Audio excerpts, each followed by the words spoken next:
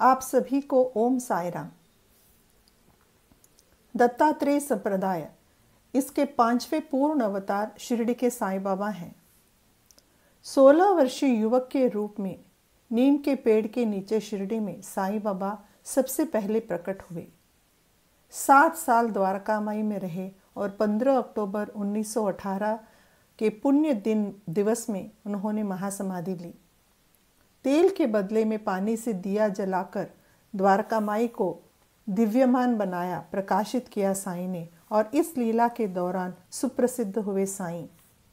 हर भक्त के जीवन को भी साईं ने प्रकाशित किया जो श्रद्धा और सबूरी से उनके शरण आए। साईं के 2 मुख्य तत्व जिन्हें वे सभी साईं भक्तों को पालन करने को कहते थे, श्रद्धा और सबूरी हैं। साईं सर्वव्यापी और सर्वांतर्यामी है। साईं सार्वभौम है।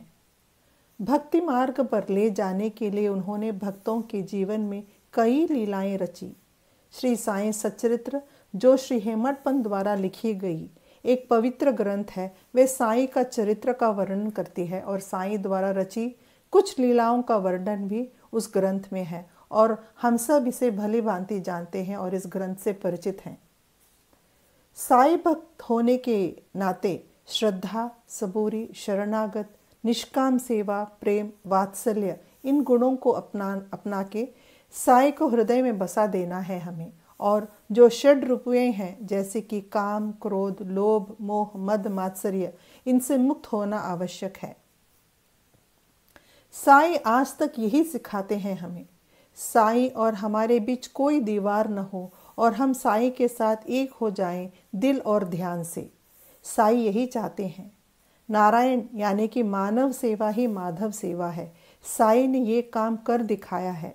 भागोजी शिंदे को अपना भक्त बना के उस पीड़ित भागोजी को जीने का एक उत्साह दिया साईं ने, एक मार्ग दिया, दिखाया।